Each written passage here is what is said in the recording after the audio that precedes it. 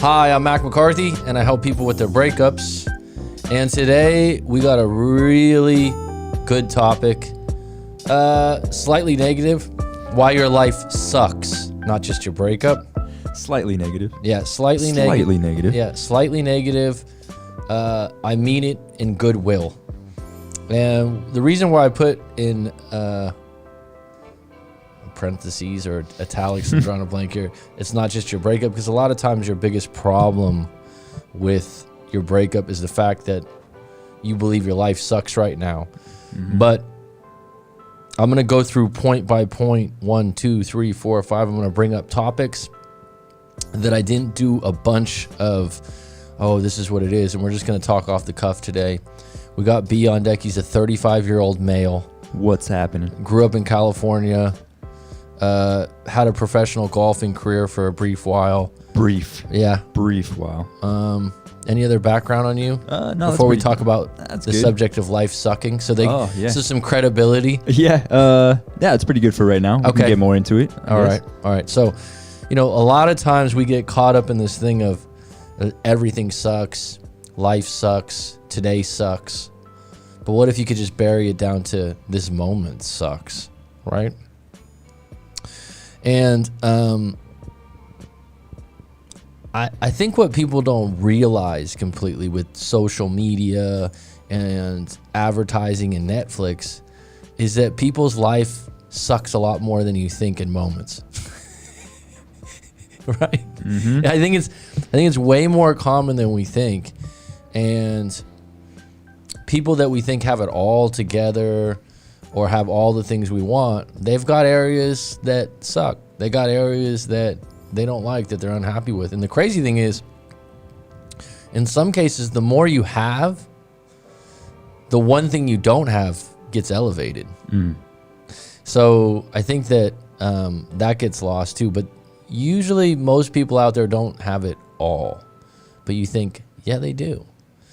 They do have it all. And I'm here to tell you, after talking to a lot of people in breakup situations, everyone's got shit. Everyone's got stuff they're carrying on their back. And everyone's got some stories from the past that have actually dictated where things are right now, and they don't even know it. They think to themselves,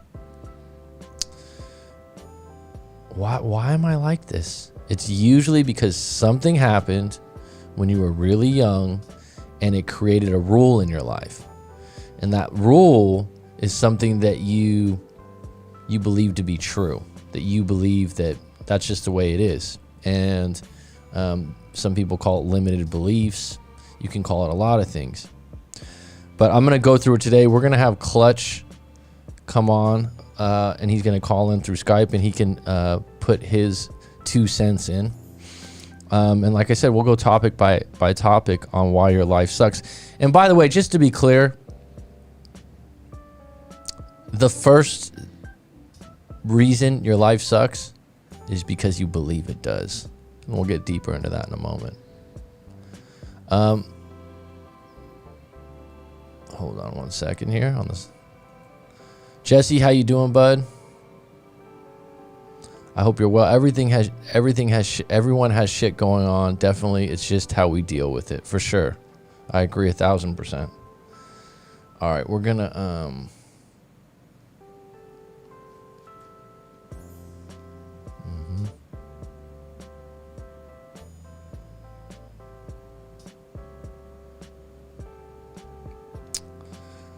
says good connection, so I'll go on that. I prefer when it's an excellent connection, but whatever. We're not going to say it sucks, right? No. Call Danny in here real quick.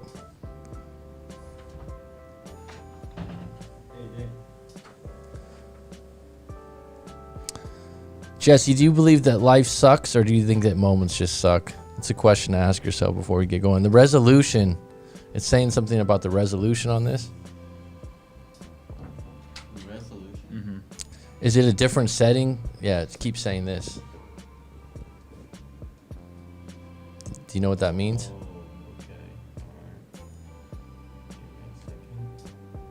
Because this is going to be a long live stream here. I don't want to screw up.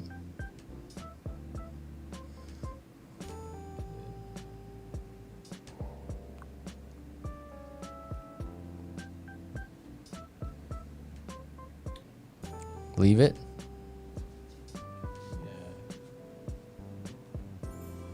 Not sure? All right. All right, folks, let's get into it. I'm going to give Clutch a call real quick.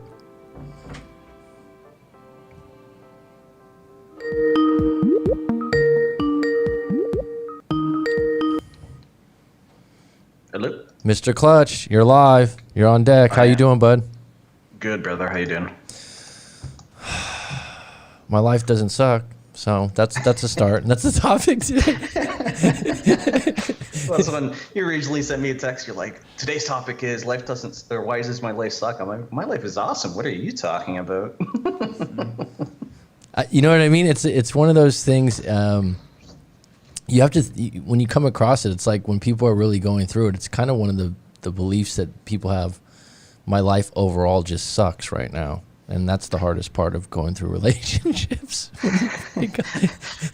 Well, context is everything, right? Like it's very easy for us as human beings to be self-absorbed, especially when we're going through trauma. So, who was it? Craig Kenneth said it best once. He said, anxiety causes us to be self-absorbed. And there's no truer statement I have come across when it comes to breakups for that reason, because it's a constant battle with trying to find yourself. And when you have essentially built this story, this image of the way you think life is going to go, and it falls apart, it's not a question of you just dealing with that loss. It's a question of you questioning your own value system. It's if I'm wrong about this, what else am I going to be wrong about? And that, leads to other spiraling and other depressive episodes. But in the end, it balances out slowly and surely. You start getting better. We hope so. All right. So what I'm going to do is I'm going to do this point by point, and then we'll just talk about each point. So why your life sucks. Number one, you believe it does. I think that's kind of a starting point. The fact that you would, because there's people out there you've met where you're like, they would never even believe that their life sucks, and you look at it and you're like, wow, your life's really shitty right now. But they somehow, some way, have a positive outlook. They never see it that way. And you're like, wow, is this person blind right now? They're dead broke. They're this, they're that, they're this, and they're just, let's just have a coffee today in the afternoon. I have a friend that I went to college like that. He was a college football star. He got kicked out of school. It was a variety of things. He was on his last money, got a job at Radio Shack. I just remember going, whoa, dude, you're working at Radio Shack. Yeah, Radio Shack was old 20 years ago. Don't be messing Radio Shack. My college job was Radio Shack. Oh, wow. There we go. Although in Canada it wasn't called, well, actually it was called Radio Shack when I worked there. And then a year later they got bought out by a Bell, and now they call it The Source, which I don't even know about that name. Yeah, it's a Canadian spin on being diminutive, but it was my college job for sure. But I remember this buddy of mine though, always has a smile on his face, could be on his last money. And I remember he was like broke, and then he came home and he had bought all these videos that, like from a VHS video shop. This shows my age. And he was like, yeah, I picked up Spaceballs. I picked up this. And I'm like, dude, you're broke and you're buying all of these. Yeah, he was like really excited about it, like just oblivious. And I was like, God, this guy, you know what I mean? And I was working hard. I was going to school. I was paying my bills to save money. And I was like, God, and this guy's just walking around like singing in the rain. Yeah. Like he would never look like anything sucks. He would never dwell on anything. Or, I think some people just have that imprinted in them. And you kind of think to yourself, wow. And I think it goes hand in hand when, like I said, we see a lot of people that we know, maybe even in our own circles, that, by society standards or world standards now, rich seems to be the biggest thing, right? Everyone wants to be rich and have more money to, do what they want to do. And you meet these people that seem to have it all together in that particular area, and they're still lacking somewhere else. In other departments, yeah. Or you think, hey, when do you just stop and as cliche as it sounds, like smell the roses and just relax, and they're still driven to like make more. Well, you know what the funny part about money is? One of my friends that I have here in Los Angeles, without giving out too much information, her main line of work is she's essentially an assistant for billionaires. And she basically does everything from, you know, organizing their closet to arrange their travel, to basically just getting the bare necessities of life in place. And what people don't realize with people with this kind of lifestyle is that managing your life becomes a full-time job. So it's not all fun and dandies as far as like having all the money in the world. There's this perception that once you've become a billionaire or, you know, a multi-millionaire, that all of a sudden your problems go away. Right. And it's not the case. It's just the difference is all of a sudden the stress doesn't become whether or not I have to worry about finances, but how am I going to manage these finances? And it's just all about perspective and getting a better understanding of, you know, what our limitations are. Like going back to your original point of your buddy that, you know, was singing in the rain all the time. Like I've come across these people as well. And I find that a lot of these people usually are prescribed Adderall. I'm not sure about your experience, really? But I find a lot of the people that are very hardworking and concentrated usually have some kind of medication associated with it. Not always, but I'm noticing that trend, especially in the last 10 years or so. Like the number of friends I know, especially in my industry, that are on Adderall, I've lost count at this point. This is specifically in California, not Canada, right? No, this was in Canada too. Oh, okay. I was gonna say, it's a pretty California, or at least, you know, right? Yeah, I was thinking that. I was gonna say, yeah. I mean, it's nothing I ever looked into, but I mean the benefits of it are supposed to be, you know, limitless and stuff like. Yeah, I guess so. I don't know. I don't know either. No pun towards the movie called Limitless, right? Yeah, I love that movie. It's a great movie. Don't you wish it was that easy? It was easy? only that easy. There are drugs that exist that kind of replicate that, like not to the extreme levels in the movie. Like I'm not going to be able to have bullet time, you know, and dodge out of the way of a bullet. But there's definitely certain drugs that certain people take that definitely does increase their intelligence level. The problem is the cost of these drugs are astronomical, so the average user can't afford it. I just remember that scene where he runs into the Asian neighbor. Oh, like the first time he's on it. Like that's cute, and he's like, "Oh, you're having trouble with your paper." Yeah. And like it's just like the like, switch. Like, he's just like, what are you projecting? Yeah. Like, what's wrong with you? Yeah. And he just all has. Of a sudden she's taken back, and you know, 10 minutes later she's riding him on the bed after writing a killer essay. And he's just like, I just wrote a 20-page paper for you, no problem. This, that, and that. Just all your worries taken away. I was like, oh wow, that's put into perspective of like. You think to yourself, oh, if I did have that superpower, what would I use it for? A lot would use it like for that right? situation. The neighbor you had a crush on for years, and suddenly you could put it together in a day. You could put it together in an hour. You basically describe the OCD of the pickup artist community right now. All right. Why your life sucks. Number 2. This sounds pretty simple. You aren't present. You're in the past or you're in the future. I mean, this is kind of cliche and the self-help and obvious thing, but I think that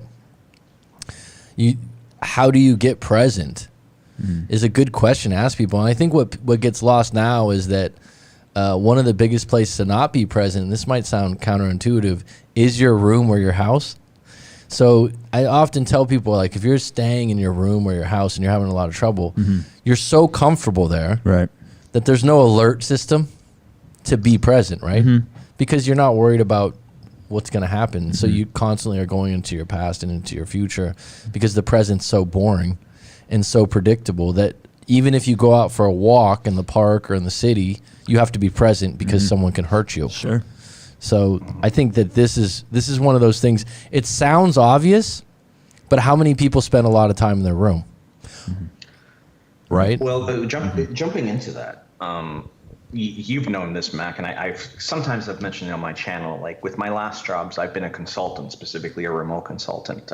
This job I have in California is the first office job I had in about the last 7 years. But the other jobs, I've always worked from home.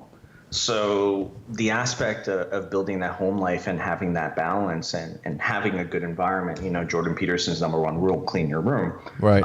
There's a lot of merit to it in the sense that you do have to have some level of structure, but also a level of balance. I remember I used to complain about working from home before the pandemic, and every single one of my friends jumped on me and said, you're living the life, you're able to travel the world, you don't have to leave home, like it's a perfect life.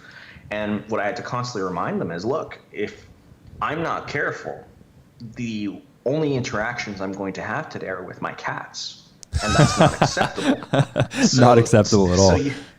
So you have to go out and you have to do things. So this is when I joined Orange Theory Fitness, because there was a social aspect of going to the gym all of a sudden and building that cliche. But now that the pandemic's happened and people have had this taste of working from home and being isolated, like social media has portrayed us a dual sense of reality. And when on one side, we have never been more connected, but on the other side, we've also never been so isolated. Right. People are still trying to find that balance.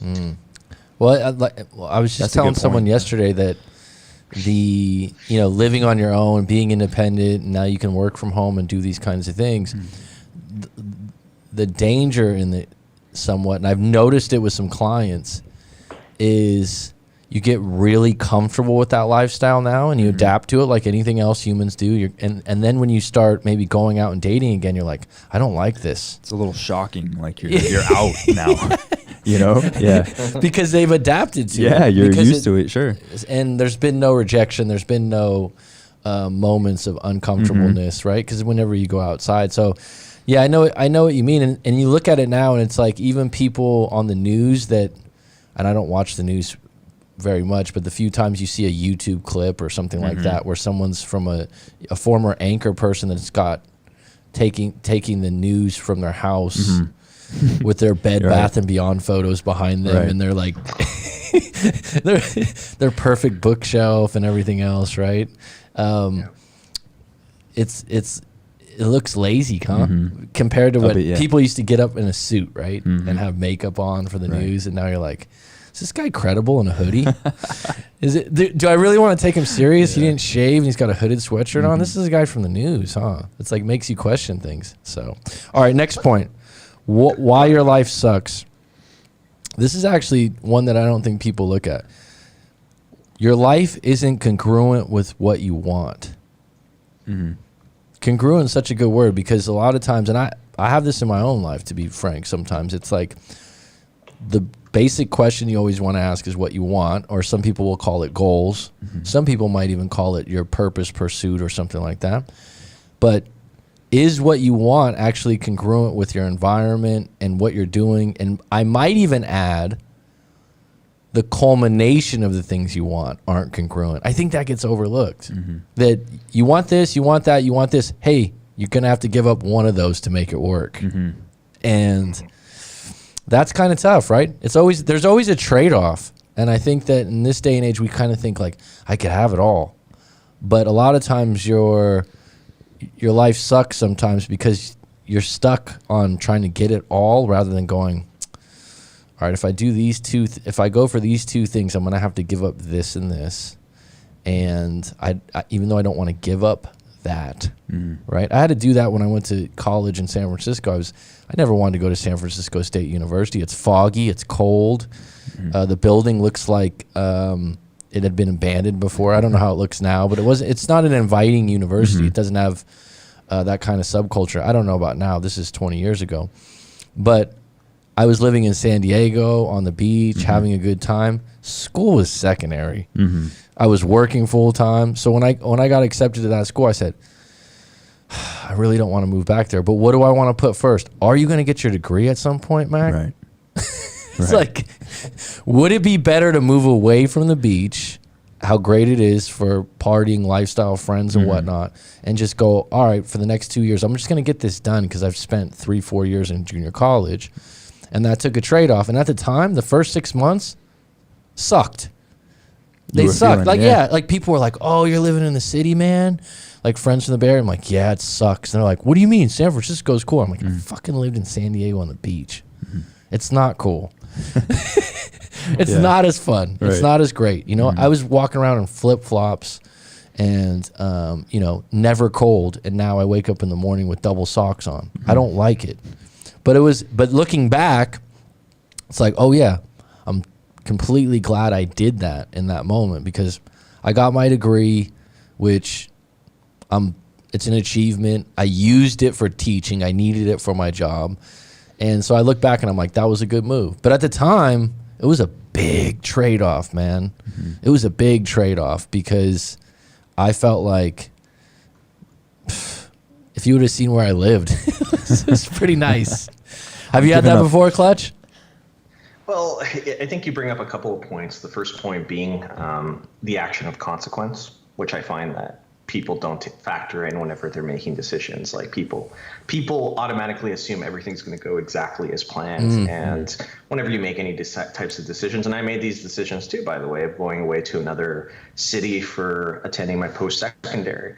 And, you know, you leave your friends behind. In my case, I left my family behind. And at the time, it was a huge sacrifice. But looking back on it, it was probably one of the best decisions I've ever made. Same thing with moving to LA a couple of years ago. But the element of, you know, coming up with some kind of sacrifice or a quid pro whenever you're coming to a life decision, like, it's a normal part of life. And as much as you can be planning or be obsessed in the small little details, and there are many people I know that I've coached who, you know, easily get triggered when something doesn't go exactly their way. It's important to understand that goals change and your wants change as well. Like, going back to your original point, your life isn't congruent with what you want. My opinion on that is that people at a certain age, especially when they're going out to university, don't even know what they want. They think they know what they want, but then of course life experience hits them directly in the face, either through a breakup or some kind of traumatic event, and then the value system gets questioned. Maybe I don't want to get drunk 24/7 a day. Maybe I don't want to date girls that have a questionable sexual history. Like, all these elements build up into new characters, and eventually you outgrow them and you change your value system. And like I said, it's important that when you figure out what you want, because you're right, in college that can change. Yeah, you're so young. Yeah, in your 20s, you can change now. I can change what I want now. But when you figure it out and you start to get dialed in, you're like, this is what I really want. It keeps coming up. Yep. It's like, is everything congruent? And a lot of times, one thing that's left out is environment, friends, and colleagues, and those. But I would add one thing to that. You could want two different things that aren't congruent. They don't match up at all. Right? Yeah. So that's the kind of thing. Like, I want this and I want this. And it's like, well, you got to pick one. Yeah. Those are oil and water. It's not gonna work. All right. So why your life sucks, number 4. You watch bad content. So this is kind of one of those things that probably Freud didn't cover. So it's like, as the subject says, they're trying to get to the process of why they are easily traumatized by an ex-girlfriend. And what they don't realize is that the ex-girlfriend is a representation of their mother, that they have unresolved issues, you see. Right. But like, that's what's interesting about now, that I think changes the dynamic, because so much is quoted, right? This is coming from someone that has an Instagram account that puts in a quote every day, but some of these quotes are getting old, right? So it's like, it's even getting old for me, because I'm like, these quotes, like, because Sigmund Freud said this doesn't mean someone else didn't have the same thought. So we carry so much weight on people that have a history, right? Wrote a couple books, different things like that. And that's all right. That's okay. There's been a industry, psychotherapy, whatever you want to call it, from Freud and all this other stuff. But my main thing is now, like, some of the things that some of the practices that they've come up with, they're not really in reality with what goes on right now. And one of our biggest barriers to your life sucking, and I've met people like this, you're around them and they just start bombarding you with shit from the internet that they've been watching. Right. Hey, did you hear about this story? No, I don't want to hear about a baby in the garbage can. Thank you. I don't want to hear about like just extreme stuff. And if you allow yourself to watch that stuff, it makes your life sucky. It will mess you up. Yeah, it brings you down for sure. I mean, there was a friend of mine last year that stayed at the house after COVID, and he's, I don't want to say a phone addict, but just he's into Twitter and all those other things. And the things that he would share with me are just appalling type things that I would never find on the internet. Right. That if you view on a constant basis, I mean, that's just gonna, like a teenage fight at a middle school where someone gets their head, you know, beat to submission. Right. And you're just like, where do you come up with this crap, dude? All this stuff. Right, go ahead. No, social media addiction is such a huge factor. Like I've talked to you about this in past streams where I said, look, the next big thing that's coming, and I see it coming. Like I'm a political scientist. Like I see policy coming a mile away. It's going to be the regulation of the social media industry because there is such an addiction. Like it's gotten to the point where even the American Psychological Association has recognized the social media addiction is a thing. Oh, yeah. 100%. Yeah. And all of a sudden, like people's depression is associated with how they compare themselves with other people. Yeah, like and that. Exactly. You're 100% right. And I think that like people, when they see other people posting, you know, these cool pictures of them all the time, and they think, oh man, they have such a great life or whatever, and it's just not 100% true, you know.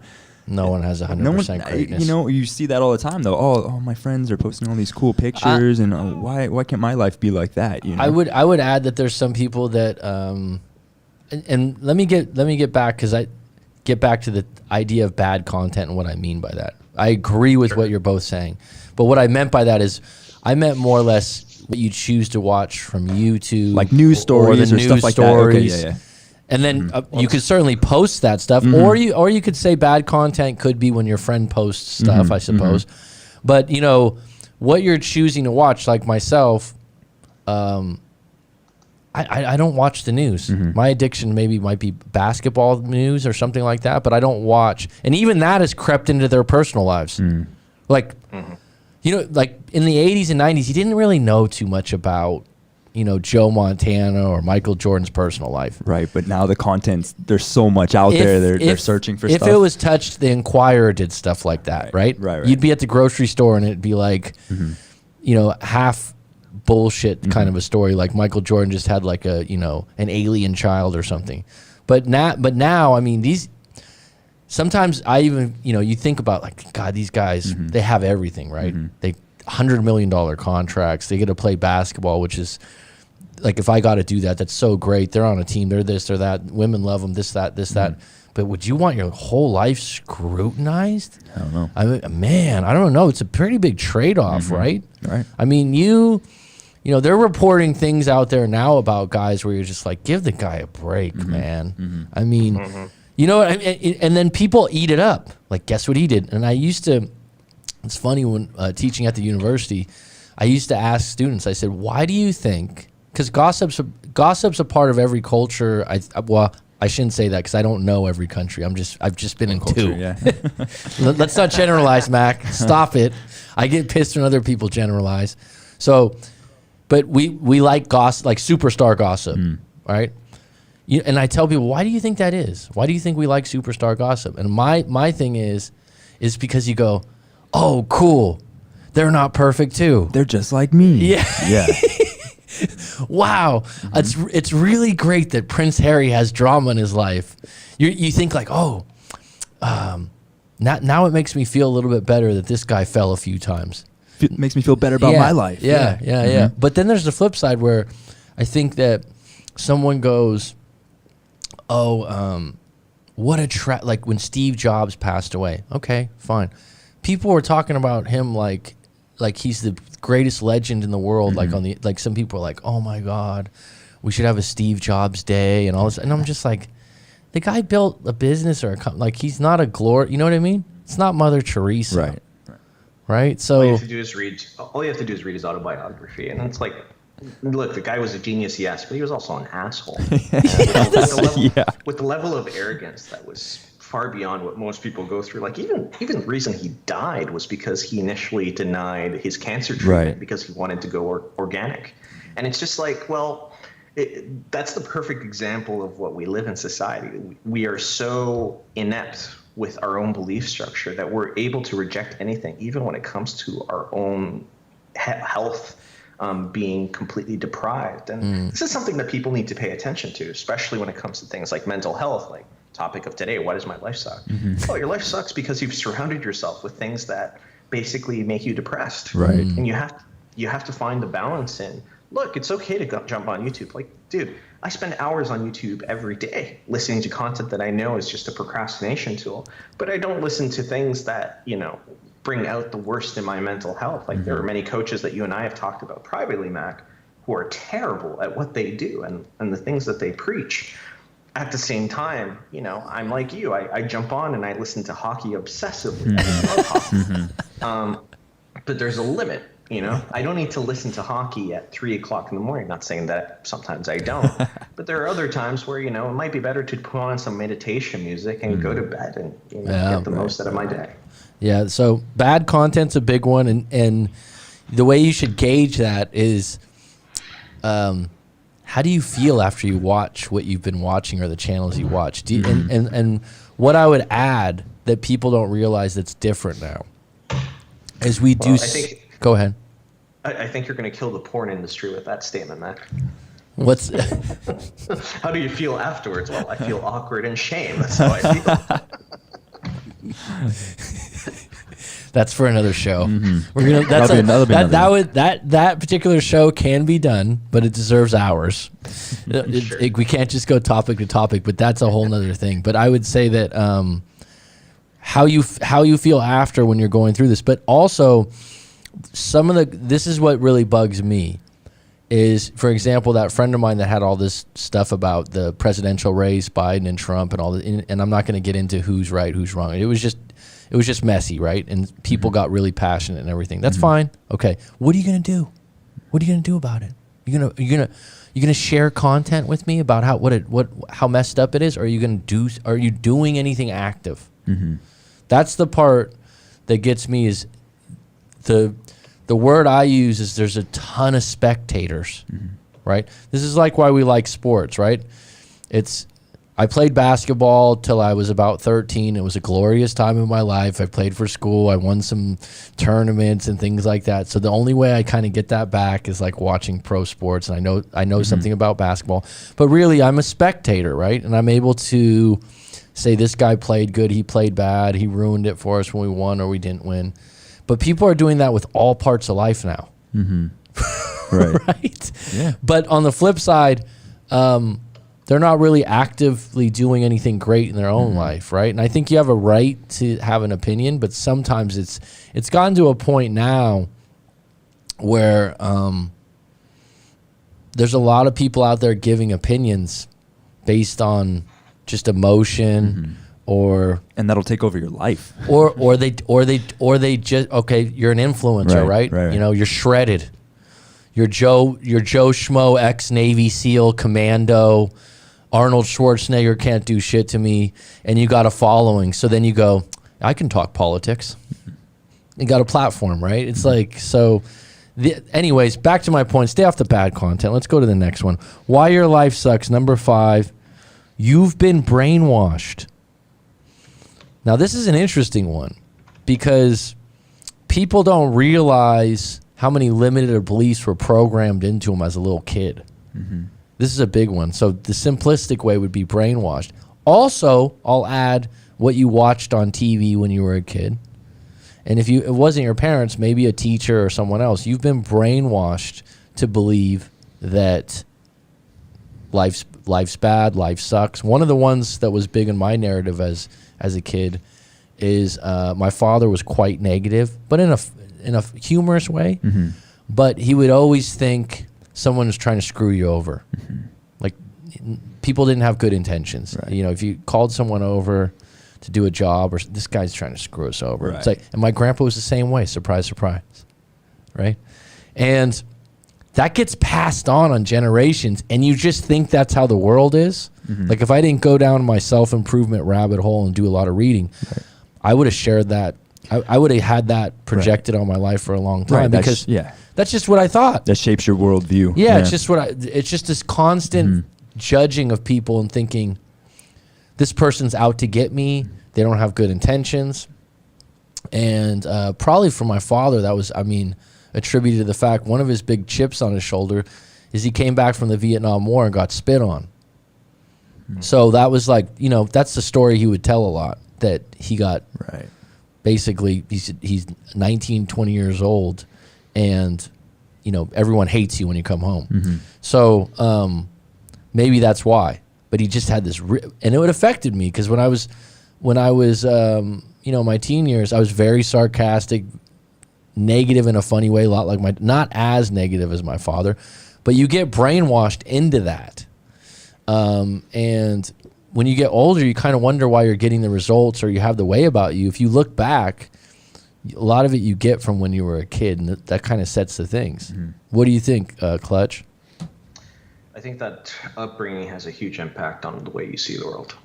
So if I am surrounded in a family that projects a certain level of insecurity, specifically in regards to the things I don't have control over, I'm going to buy into it. I'm going to see the injustices in the world more so than the average person. Or if I've grown up in a lifestyle where I had plentiful of money and I never starved, I'm going to grow up thinking that people around me that don't have money are just lazy. It's the element of our upbringings having a huge impact. Like there's one video series that I'm about to release right now called Childhood Trauma. It's going to be 5 episodes. And one of the episodes is called The Perfect Family. And what it talks about is an upbringing of an individual that grows up in a family where social awareness or social status trumps all other interactions. So it gets to the point where you have these families where an individual is obviously depressed, but on the public, the family pushes this person to push or project this narrative of being happy and successful. And what results from that is usually counterdependence or avoidance later on in life, where these individuals grow up and try to connect with other people, and they realize that they have no inter-emotional communication styles. So it's interesting to see how that impacts people in the long run. But like brainwashing, that's a relative term. Like everyone has an element bias of how they see the world. But I think it's important to understand that the biggest thing that you as an individual can learn whenever you're self-developing is this aspect of understanding you might not have all the answers, and having that vulnerability open up to say, hey, I could be wrong in this is definitely something that most people struggle with, I find. I would add to that if you're at a point where your life sucks and you're kind of going through it and you're straining through things, that look at the things where you go, you've always thought you were just like that. For example, there was a guy I knew that wanted help from me to write a newspaper. He had I forgot what it was. He had a problem with a hospital. I'm going to try to make this as short as possible. He had a problem with the hospital that he went to, and he wanted to report them to a newspaper. So he wanted to write a letter to a newspaper and kind of go public with this, right? This is a few years back, and he had cancer. And honestly, he was a little bit bitter, and I didn't agree completely with his argument. But, in the fact of things, so I'm listening to him. And he's like, and this is a pretty smart guy, so I'm thinking to myself, just because I'm a teacher doesn't mean I'm a great writer to the newspaper about cancer, okay? So it's kind of a heavy topic I didn't want to get involved in, and I didn't really agree. He was a chain smoker, so it's kind of like, this is what happens, bro. Right. You know what I mean? So anyhow, he goes, I just can't write. When I was a kid in 3rd grade, I had a teacher that told me I was a horrible writer, and whenever I would get up in front of the chalkboard, she would make comments to me. That's the root. That's shaped. So he actually knew the root, but he didn't know how to extract it or change it, and he just believed it forever. That's proper brainwashing. Sure. And that's like hypnotic situation. I'm saying that a lot of times you think you're limited in some area, and it's just something that you've been brainwashed or programmed when you were young, and you think it's a thing that you're just like that. That's just how I am. If someone just says that's just how I am, actually there's probably something to that. So if you want to change that thing about you, whether it's just that you're a bad writer, which he could easily go to work on right away. Sure. It's just from a limited programming. That's what it is from. And when you look at it, he even mentioned it, like I said, he knew the root, but he didn't know that it could be changed. Right. He was in his 60s at that Didn't have the tools to get in there and change it. All right, why your life sucks. This might sound simple. you listen to bad message music. Okay. There's some music out there that has some bad messages now. Sure. And I never thought of that one before. But it is, there's some dark music out there right now. And I think that if you're in a mode where you're not happy, but it also, I would add, if you're young enough listening to some of this music, it will steer you in a bad direction. It will make you, you know, if someone's talking about how bad the world is all the time and how much they got screwed over, or dare I add, acting like it's good to screw over other people Right. all the time, Right. it's not going to help you. It's not going to make, Yeah. right? Yeah, that's something I've run into a fair bit, especially in my coaching. I don't know about you, Mac. Music this specifically? Dog eat dog world mentality, where it's just like, if I don't screw this person now, they're gonna screw me later down the road. I better be first. Yeah. And my comment to you is like, why do you have this person around you if that's your mentality? Like, what drives you to have this kind of influence in your life? It's not okay to want to backstab the people that are closest to you. Like, you have to have an element of security, right? And like I said, you could throw in with music, maybe narratives in certain movies or something, but people that watch that stuff enough, they start to live it, right? Even though it's fictional. And that's a big one right now. There's some of the messages sometimes I hear, I'm like, if I had kids, I wouldn't let them listen to this. This is bad, man. So number 7, why your life sucks. We're on a roll here.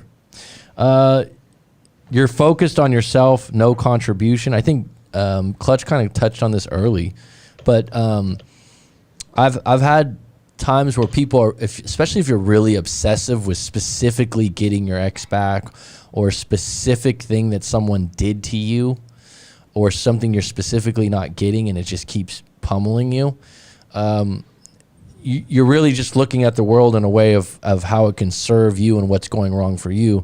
And I've had a few times where I've told people, you know what, if I were you, maybe you want to donate some time to a charity or an animal shelter, and they do it because I can tell they're so obsessed with their life and their results. They don't really have an outlet. A lot of times they live alone or single. They don't have an outlet to do something good for other people. And I think human beings evolved socially in the social dynamics that you're supposed to depend on each other to help. And if you don't have that for a long period of time, I think you get obsessed with no one helping you.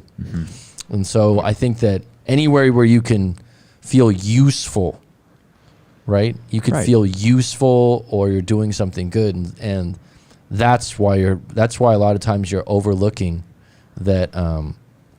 Some people might say, "Oh, you have too much time on your hands, or you don't have a purpose, or you don't have this."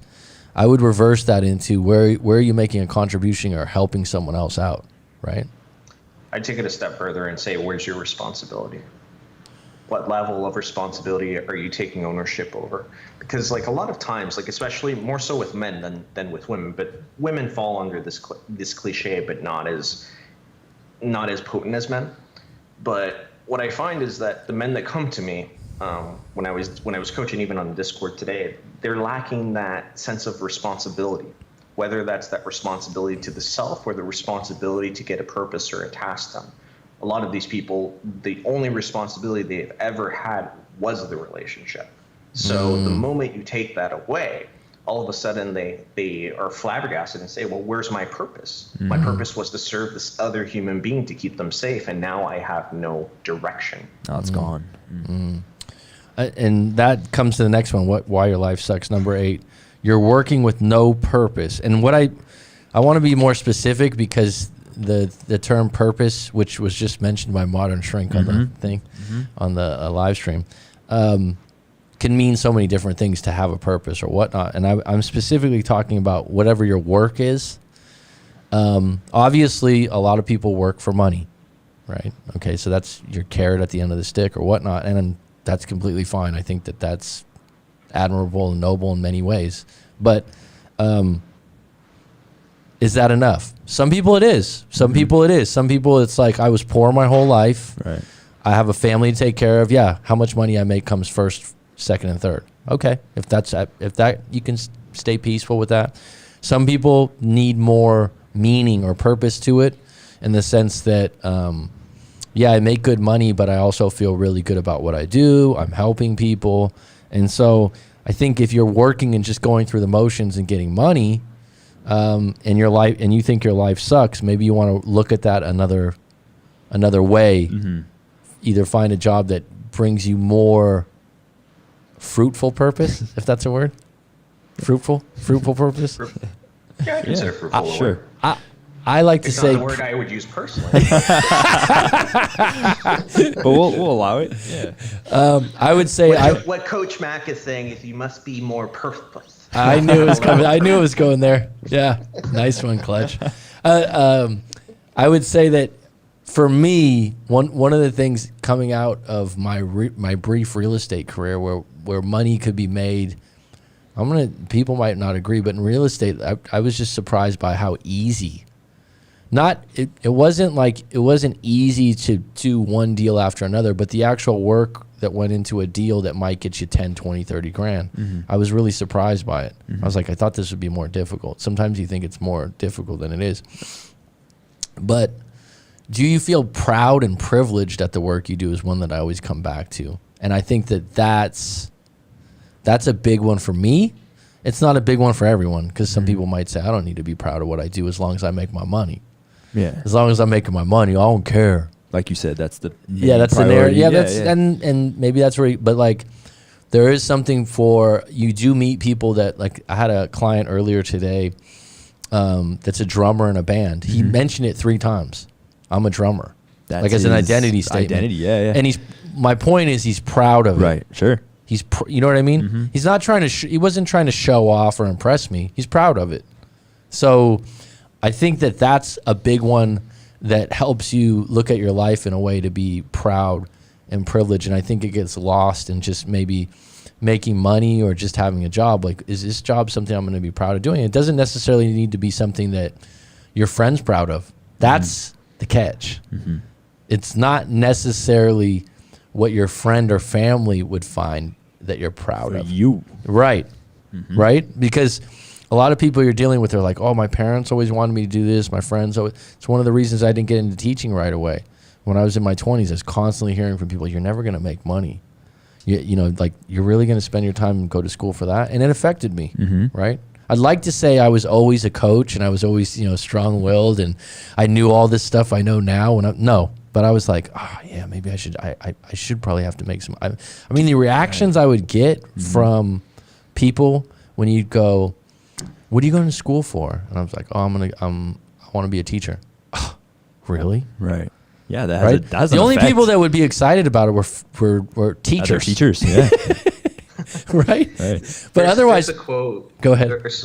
There's the one quote I take from Corey Wayne. It's the only quote I strongly believe in, and it's, you take advice from the people that live the life you want. Yeah. I used to hear this all the time. Like, why are you getting a poli-sci degree? Like, what good is a poli-sci degree? From people making shit jobs, not happy with their life. I said, because I enjoy it. Right. And, here we are 10 years later, and I'm making more money than all those people. So be selective. And I don't know if this is part of your list. Be selective where you get your guidance from. Yeah. Because the element here is, look, if you surround yourself with people that are just going to be in negative Nancy, and I had this argument earlier today, ironically, where someone was just complaining, and I gave them a solution to something. It wasn't even something big. It was a technical problem.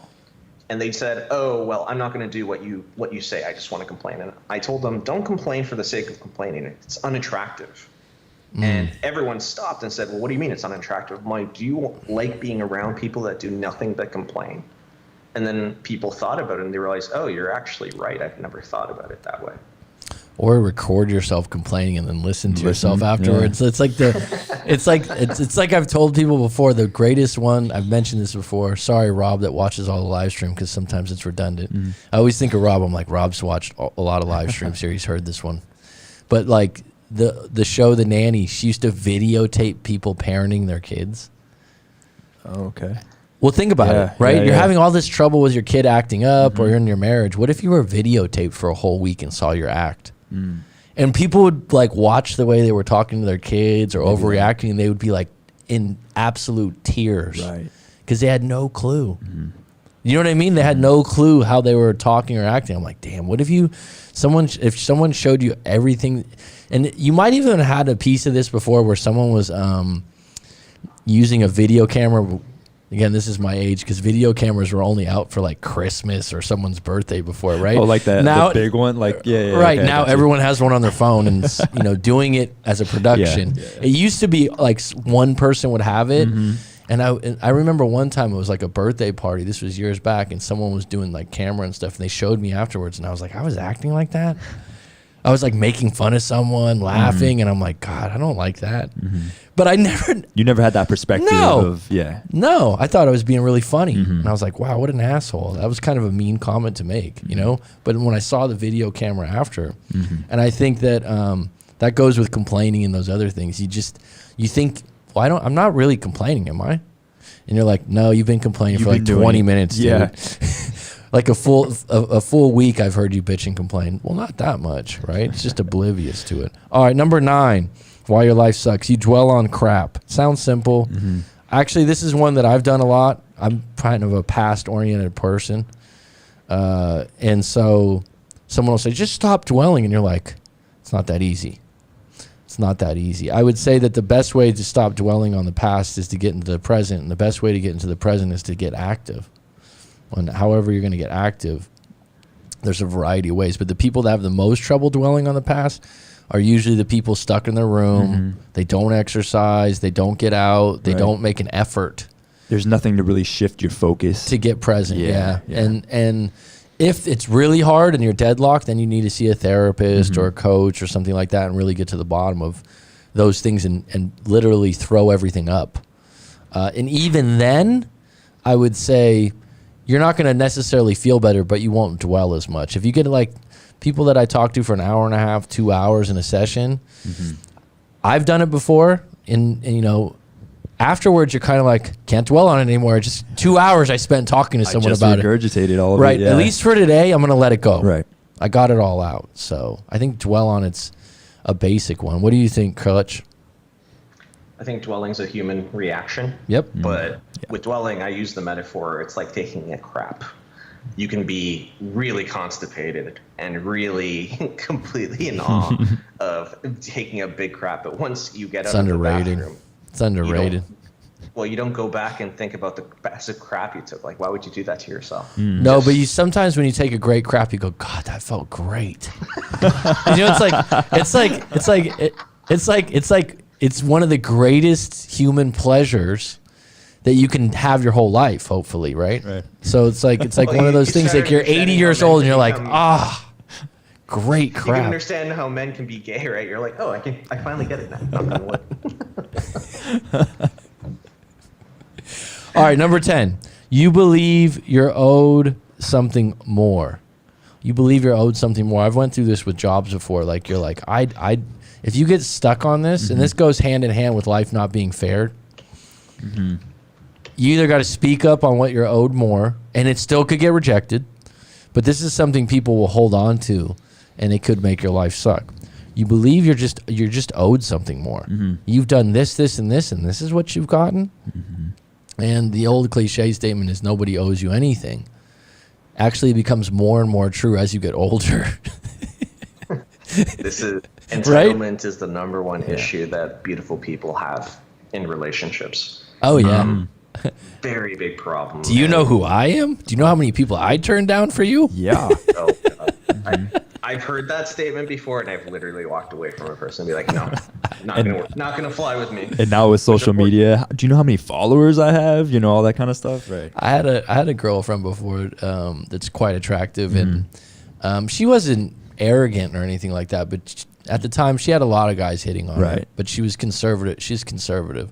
But she told me that one time. She's like, you know how many people? Oh, she you know how many said it. Yeah, she was like, you know how many people? You know how many guys were asking me out? And I was like, okay. Yeah, you know how many girls that I was dating before? You want to play this game? Do you want to play this game? All right. And I was just like, yeah, I had options too. You know, and then you're like, she's like, okay, right. But yeah, you're right. Sometimes in breakups, though, I would say it's not just looks, but sometimes I've had a few times where guys that had money that go to the gym, that do everything right, and they're just like, I don't get it. And I'm like, she just doesn't like, she just doesn't want to be.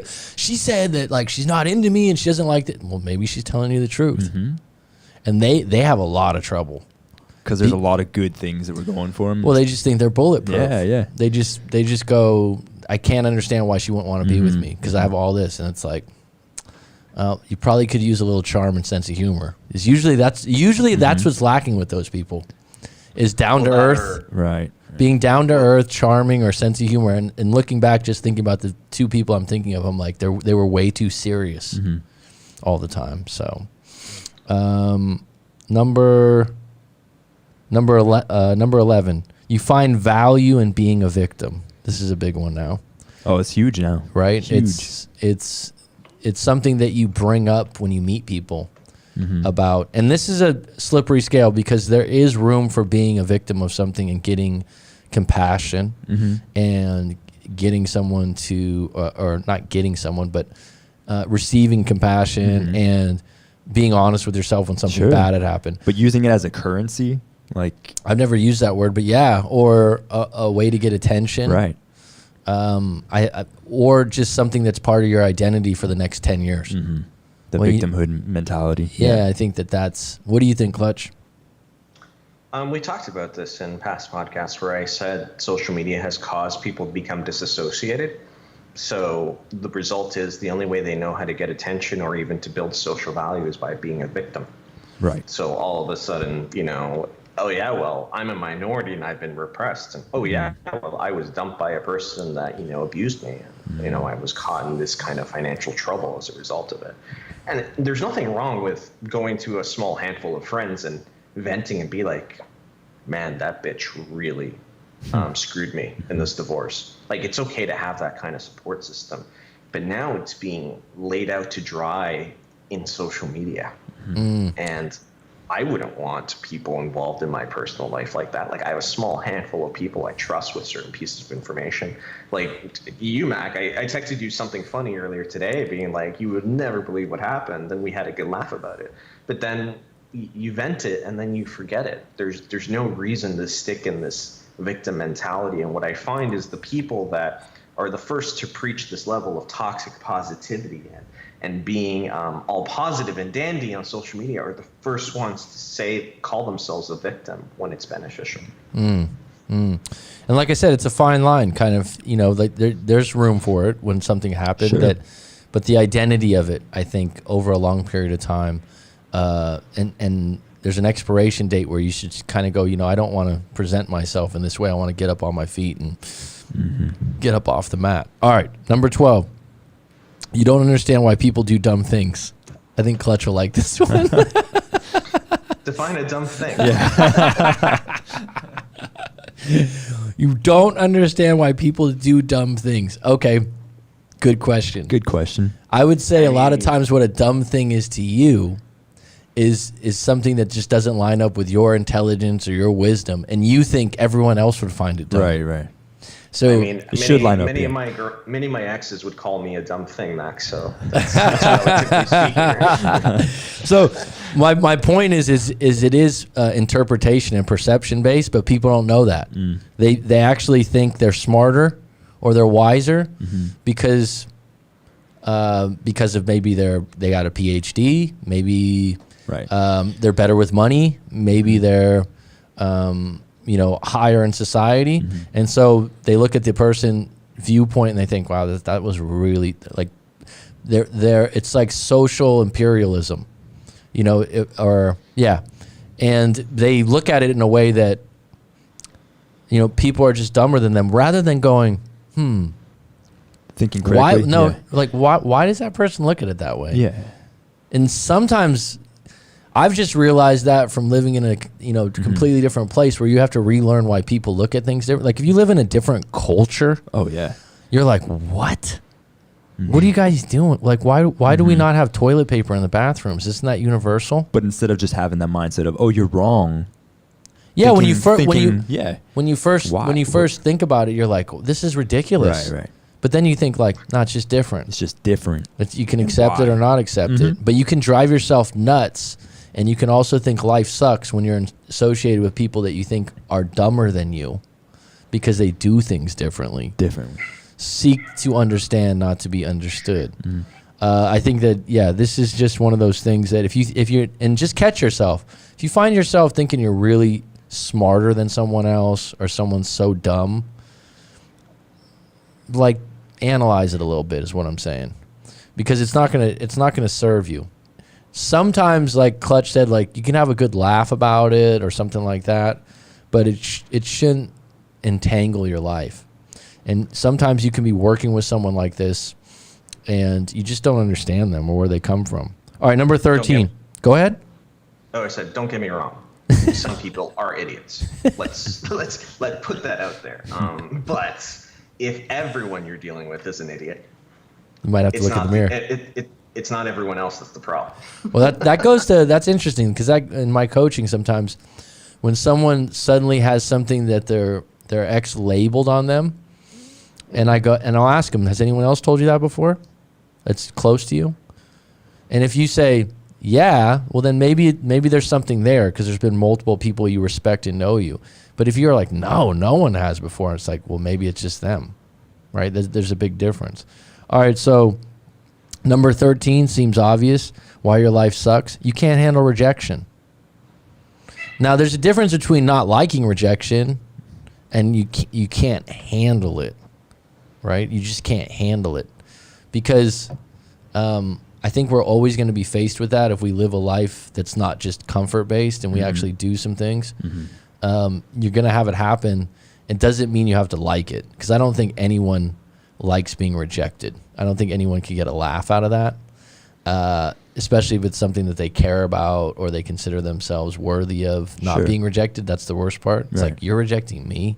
Do you know who I am? Same kind of, But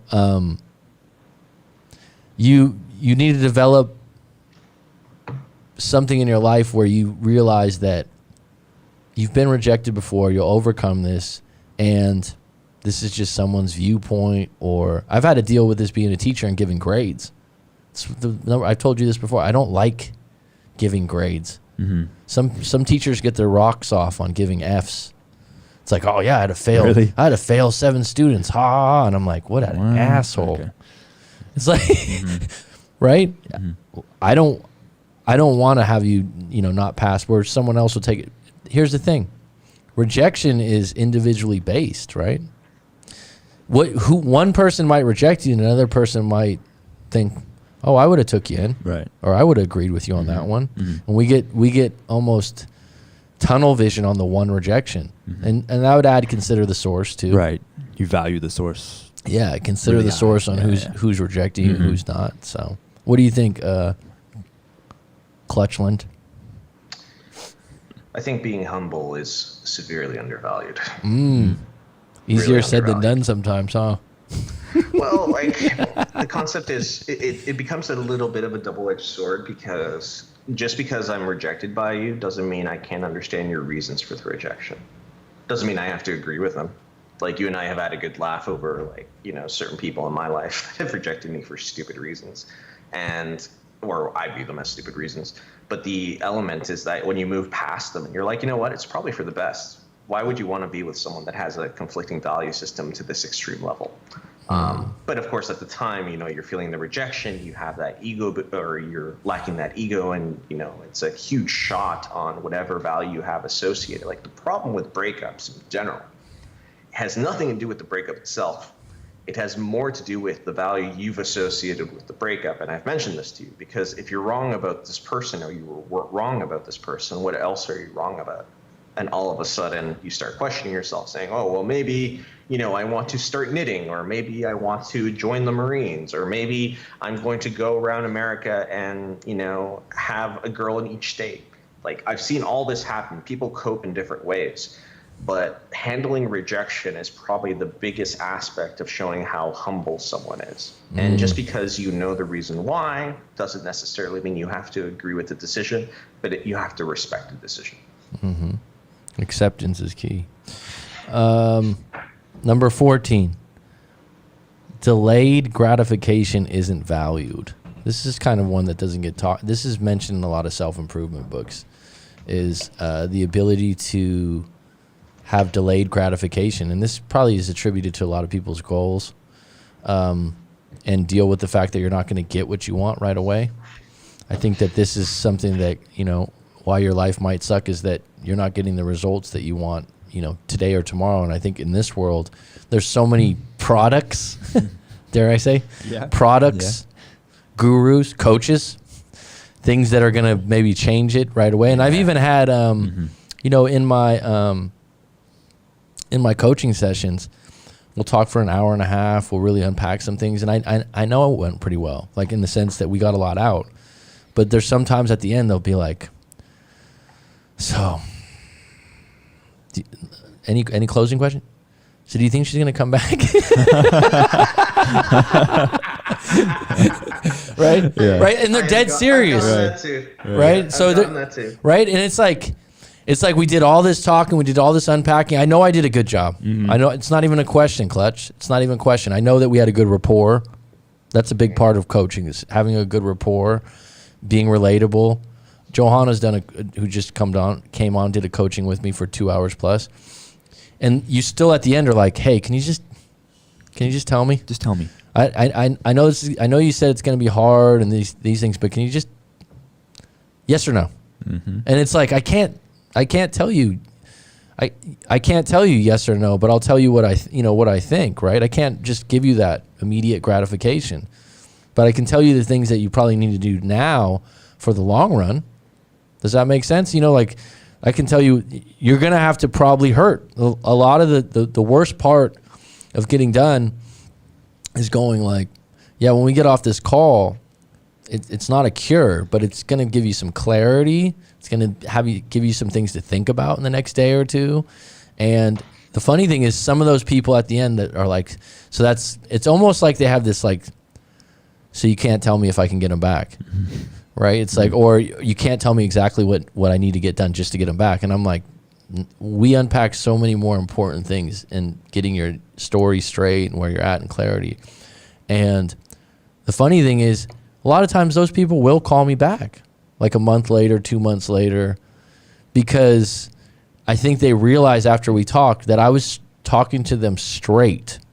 I was giving them my time and attention and listening and not telling them what they want to hear, not giving them fake, immediate, well, if you do this, this, and this is probably what's going to work, okay? It's like, no. In a lot of the cases, that can't be predicted.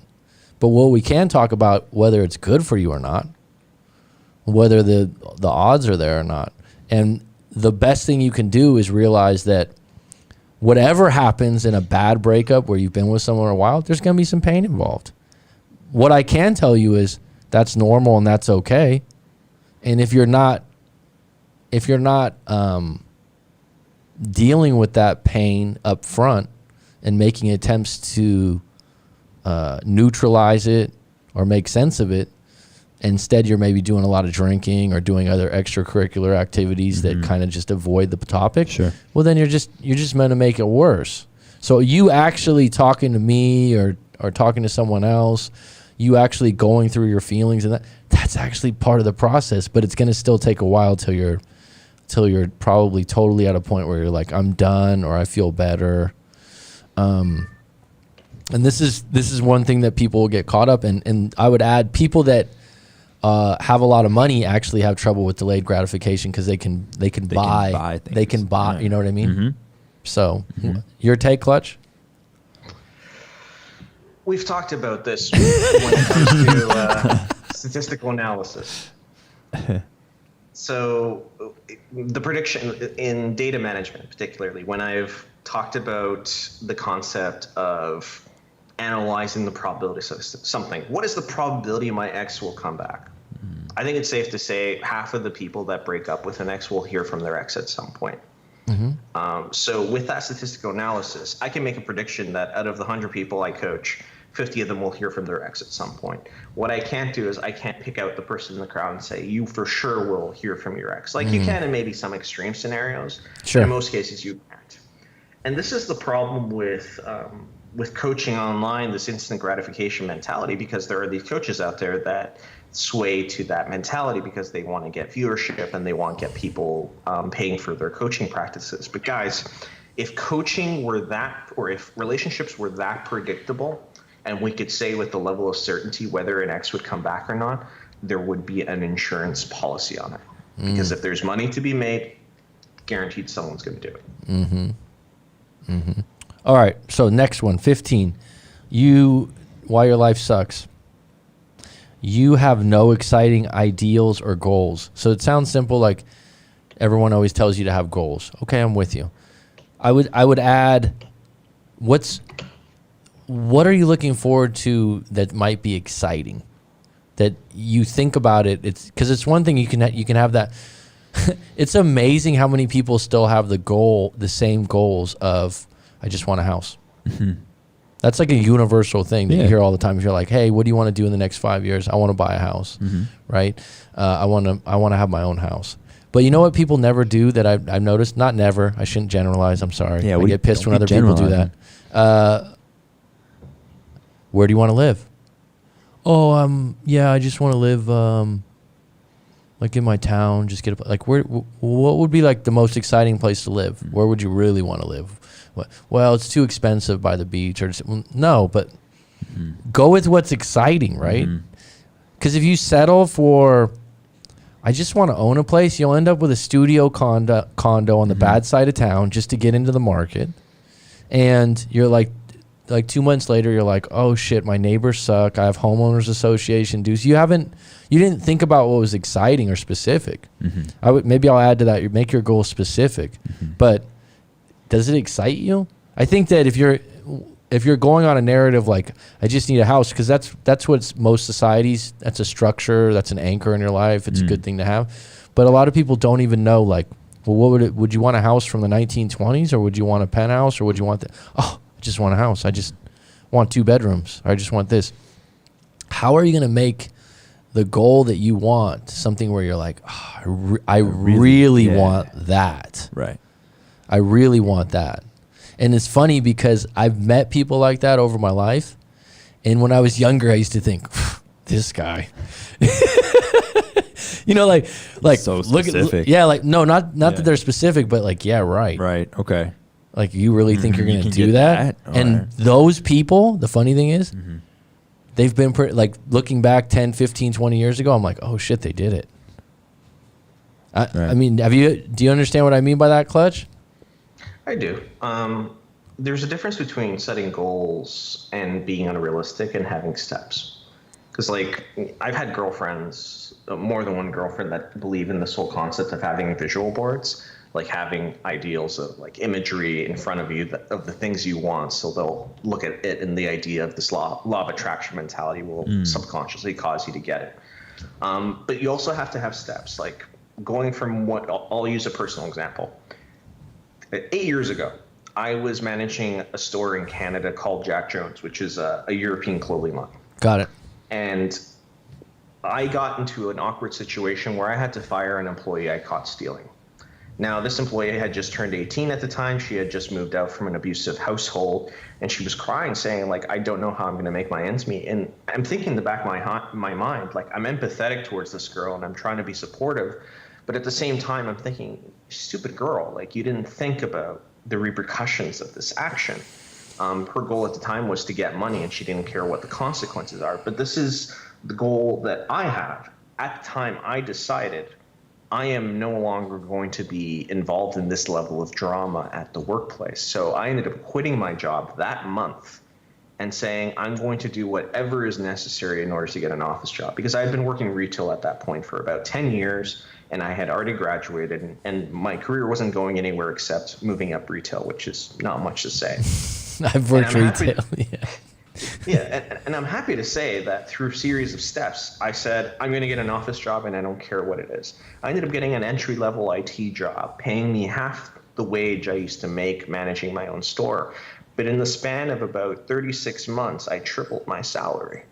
So it's a question of having this goal mindset where you can say, look, this is my end goal, but you have to build some structure towards it. It can't be just this idealization of, I'm going to buy a Lamborghini. Well, doesn't work like that. First, I have to get a job that allows me to buy that Lamborghini, and then I have to save up, and I have to decide, is this worth my time and energy? For some people, it is. For other people like myself, look, I'm happy driving a Volkswagen. Right. Get a Lamborghini keychain. Sure. All right. Number 16. Your environment isn't congruent with your goals. So I said something about your goals not being congruent with where you're at. Might seem redundant, but specifically your environment isn't the place that's going to lead to what you really want. So I've actually heard this a lot of times. If you've looked at, for example, this is the most glaring one, right? In the past, I don't know if this is as needed as before, but if someone wanted to be an actor, they had to move to Hollywood. Right? I mean, and really, it's what's really interesting beyond being an actor or an actress. If you look at a lot of people that hit it big in different fields that I wouldn't call acting, like Tony Robbins, some comedians. Who else am I thinking of? There's a few authors, Charles Bukowski, Tony Robbins. They actually just grew up in LA. So they just actually were in LA already. And so even the famous yogi, the hot yoga guy, I'm drawing a blank, but he went to LA to open his studio. Like, this was a mecca for making money, for publicizing who you are. Right. And this is in other words, if you want to be the top actor, author, such and such, you'd have to go there. Yeah. You'd have to go there. I don't know if that's needed as much as it used to be, but it does make a difference because the whole environment's nurturing that. And now the Silicon Valley is the same way, right? It's kind of like people go there for startups, but that's changing because there's new places with startups and whatnot. But you want to grow your tech business, you got a good chance to do that in Silicon Right. Valley. Yeah. So your environment's actually going to be congruent with your goals. And it's funny because the client I just talked to this morning was talking about moving from the small country he lives in currently to Spain and the music scene. And I was like, well, would this help your career? And he's like, absolutely. And it would challenge me, and it was this. And I was like, well, then that doesn't have anything to do with your breakup. That has to do with you go for it, right? And I think that why your life sucks sometimes is because the environment's not going to be that. Now, this is one of those ones people can make a lot of reasons. You know, I can't move because someone in my family's sick. I can't. Okay, I'm with you. If you can go, what would be the best environment for you to do what you want to do? Anything to add to that? Be realistic with your goal setting. Have steps to place. You're right. Hell, I moved to California for the same reason. I knew that it was going to be a step up in my career.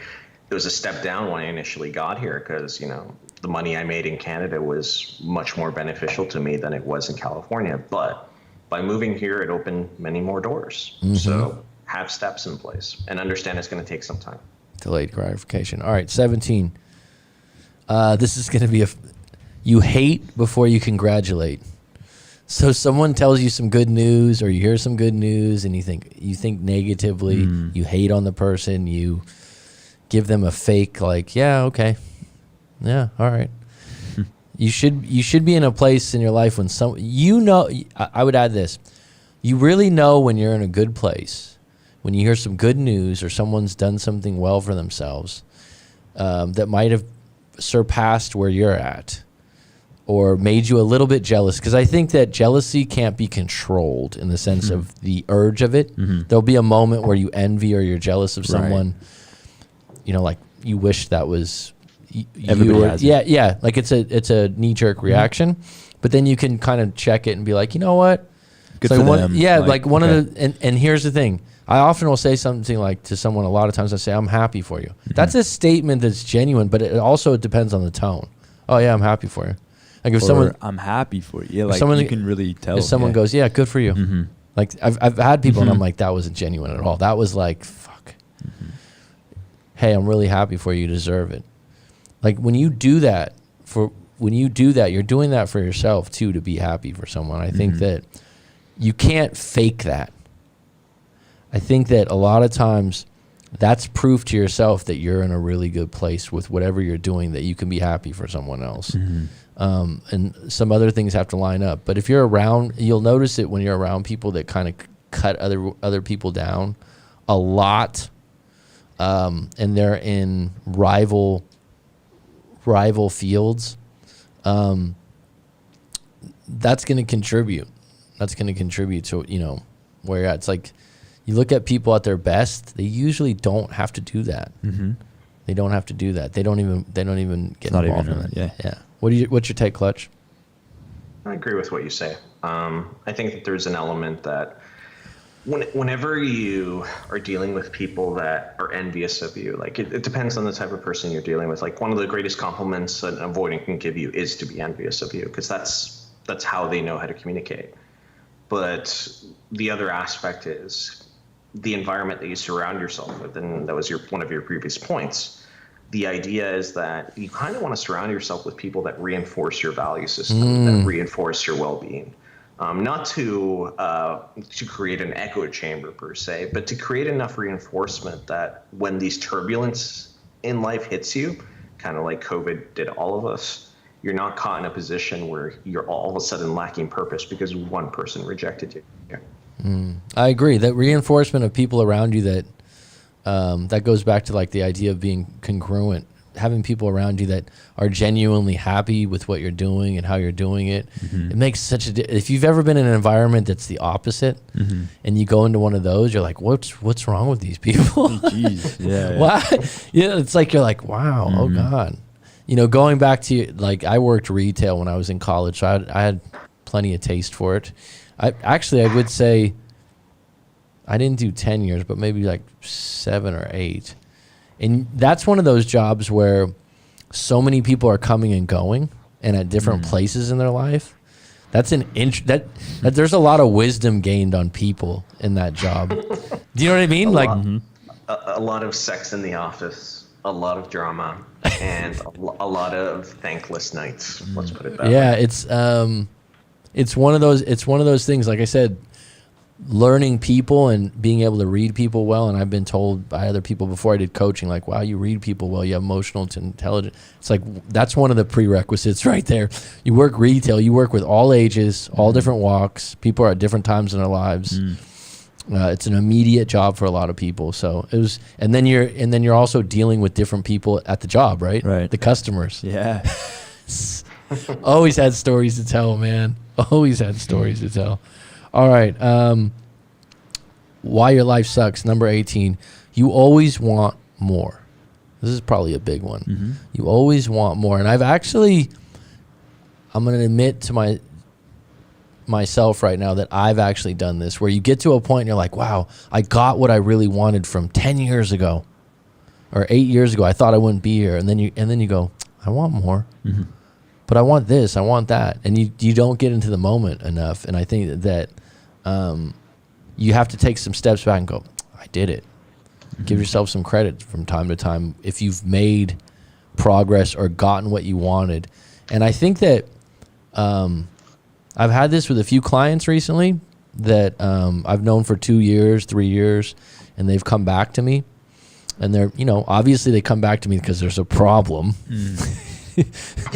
People don't, that's the great thing, Clutch. They don't come to me to go, hey man, what's going on? It's like, hey, guess what? So-and-so hasn't called me, or this or that, or this ex came back out of the picture. It's cool. But do you remember that one guy I started dating that you told me was a bad idea because I wasn't ready? Well, guess what happened? I wasn't ready. Right. So they come back. And then recently I was just telling this one client, I go, hey, look, man, I go, it may not feel like it, but I go, I got a really good memory. And from 2 years ago, you're way better off than you were. Even though you don't have a girlfriend, even though you don't have this, the things that you changed in your life, and some of them, dare I take some credit, some of the things I suggested, you did. And now you're in a better place. Now you're better. Yeah. For example, there's been a few clients I had that still live at home with their parents. Totally get it. Sometimes it's expensive. Sometimes you need to do that. It's okay. I'm not looking down. But part of their problems were the friction from their parents, the judgment. I'm like, well, one of the things you're gonna have to do is find a way to move out. So this like particular client from 2 years ago, oh, it's really expensive, man. I'm like, get roommates. You know what I mean? You just need to experience struggling a little bit. So he went and got roommates, told me about the experience. He's like, oh, we got in a fight. I'm like, I know what it's like when and he shared a room, which is really tough. I've only done that once in a studio apartment, and my friend was a massive snorer. It was horrible. Oh, no. That's horrible. It was horrible, but he was a good friend and everything like that. But it was hard, right? So then I got a bigger place. It was better. My point is to him now. He's like, I moved out. I got my own room. I go, that's progress. See, you needed to move out and share a room just to get out of your house with your parents and grow up. Because there's a different growing up done when you move out of your house, dude. 100%. So, and then he said, now I got my own room, but I kind of got in an argument with a roommate. That's growing up. You're not fighting your parents anymore. That's a different ball game. And he got a different job. He's now managing where he's at. It's not a prestigious job. I think it's like a bakery cafe. It's nothing that everyone's going to be proud of or anything like that. But he's like, actually, now I'm managing people's schedules, and I kind of like it. People have to come to me for questions. Progress from 2 years ago. But you didn't look at it that way because right now, something was happening. Something in your love life didn't go right. But when I broke it down, he's like, you're right, huh? You're right. So I'm saying, like, every day you don't realize that if you look back from 2 or 3 years ago, you should be in a better place, either where you want to be or just wiser. Just from that life experience that happened to you, just smarter. If you're in a place where you're like, I'm the same exact person I was 2 or 3 years ago, including wisdom, that's why your life sucks. Sorry to say. All right. Number 19. You believe bad things shouldn't happen to good people. You believe it, or you believe bad things shouldn't happen to good people. So you think life is just like roses? Well, it's funny because I saw a YouTube documentary. I don't know if I finished it, but it was on ayahuasca. Oh yeah. You're familiar with ayahuasca, right? You're in California, Clutch, so that's a big thing over there. Anyways, this guy, I haven't done it myself, but I've had friends that have done it, and it's like, oh my goodness, it's life changing and whatnot. So supposedly, because I haven't done it, this is secondhand information, not a primary source here. The guy on YouTube said you're allowed to ask the shaman a question going into the trip. I'm going to call it a trip. I don't know if that's journey. Yeah, whatever you want. I mean, figuratively or physically, or a little bit of both. Yeah, right. Yeah, psychedelic trip. And he's like, the shaman's going to do this and that, and you're going to ask the mother god, a question. So this guy goes, so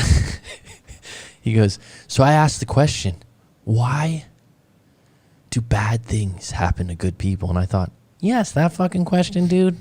Like when I was watching the YouTube video, like in my head, I'm like, you went there, man. Like I was like thinking to myself, then you think, what would I ask, But I was like, all right. And he goes, and then I'm thinking like, wow, I wonder what they said, And what do you think they said? He said that they told him it's all happening perfectly the exact way it's supposed to be happening.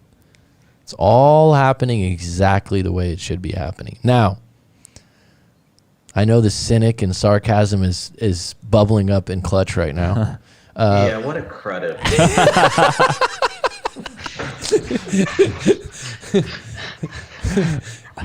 Right? But what if I mean, that's just a way to look at it, right? That's just a perception. So it's like, if you do look at it that way, it's not a bad perception, because what's the alternative?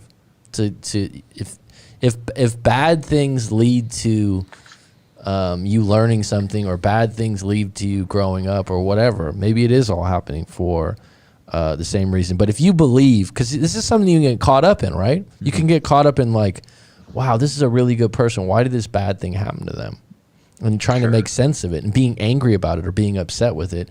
Or dare I say, you believe yourself to be a really good person. But I think sometimes we can get caught up with friends or family that have something bad happen, and you're like, this isn't fair. Yeah. It's not fair. right? Which comes to my point that unfortunately life is never going to be, I don't think there's ever going to be a fair scale for everything in your life. And that's part of kind of growing. Realizing that? I think realizing, go ahead. You mean you don't believe in karma anymore? Yeah, that's my segue to our next time talking though. I'm gonna leave that loop open. We're gonna Wednesday, which would be Tuesday evening for the people still on the live stream. Clutch and I are gonna tackle karma, luck, and free will. So I won't go deep into that, but I think it's a good discussion to have. But going back to this, you believe bad things shouldn't happen to good people. The reality is they do. They do. And sometimes what we think was really bad ends up being a really good lesson. Sometimes bad things end up being something that you look back on and you go, it was actually a good thing. I know people might go, oh no, that's, a lot. If you've lived long enough, you can find a nugget from a bad thing that happened to you in the past. Man's Search for Meaning by Viktor Frankl, which is like the all-time classic maybe it wasn't called self-improvement at the time, but just finding meaning in anything that happens to you. Right? And he's in a prison camp finding meaning in it, and he writes a book eventually. I'm sure he didn't think like this is a good thing that's happening to me being in a Nazi prison camp. But he didn't sit there and go, why is this happening to me? Why is this happening to me? He came up with a why that served him, and that's what the whole book's about. All right, number 20, and I only have 21, so this is coming to an end here. We're on an hour and a half. Your friends, okay.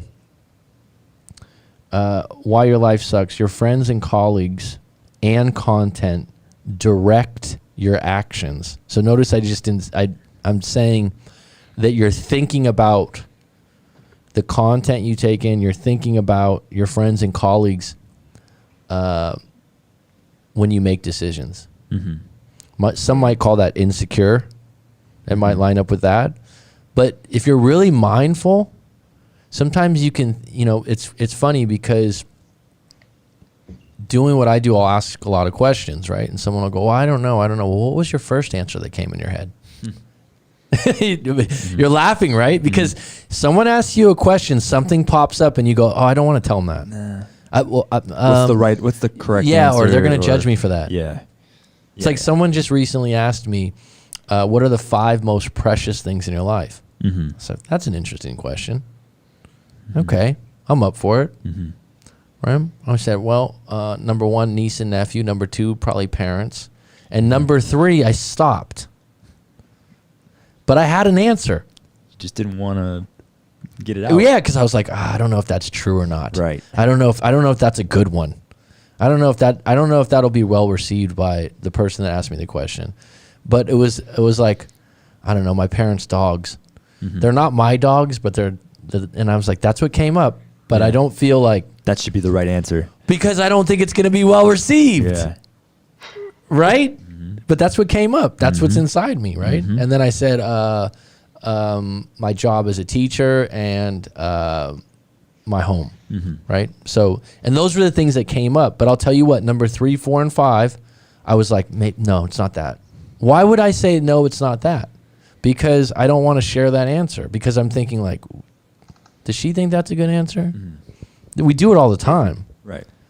And people will do it simply with, hey, where'd you want to go eat? I don't know. But they do know where they want to eat. They absolutely know where they want to eat. Yeah. I don't know. You want to get something off your chest, Mac? Is the girl you're seeing not picking the right restaurant? No, not at all. I just think it's funny because that's one that comes up a lot, right? Yeah. It's like, oh, I don't care. And then you go, oh, let's go to this place. Oh, I don't really want that place. It's like, what did you think you felt like? Nothing. I don't know. Yeah. I don't know. Don't let other people direct your actions, right? Don't let them direct your actions or the content it's like some people will be like, oh, this video told me this. What feels right? I got back to recently someone was having a chat with me about emotional intelligence and making decisions. And I saw this TED talk a long time ago. and it was saying that if your rational mind maybe uses your brain, you have your heart, and you have your gut. Those are the three places where you have feelings and you make decisions. Sometimes you make it with your heart, sometimes with your gut, sometimes with your head. If it lines up, then that's a pretty good decision to make, right? Mm-hmm. But a lot of times it's one of the three or two of the three, right? Does that make it? You're like right away, yep. Yeah. There might be a fourth one involved for males too, but anyways, anything to add to that, Clutch? Your friends, colleagues? Intuition. Oh, that's a good one because that's an interesting thing to unpack maybe a separate time more deep, because talking to people in coaching sessions, sometimes they're dead set that their intuition's correct, and I'm like, that's what you want to believe, I think, more than anything else. Sometimes your intuition can be wrong. I think that you can use intuition as a bridge to, I know I'm right. Mm-hmm. Okay. Are you sure you don't want to be right more than you're right? Right. I think that intuition, it's for me, I look back at moments in my life and I'm like, oh, that was pure intuition, because you just got this feeling or something that was nothing you were trying to provoke. Mm-hmm. It was more organic rather than, oh, I know my intuition's working right now. It's like you don't try to use it. Feeling. Yeah. All right, one more. 21.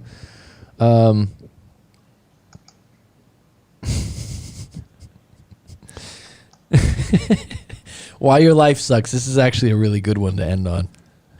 Your top pleasures have bad side effects. Okay.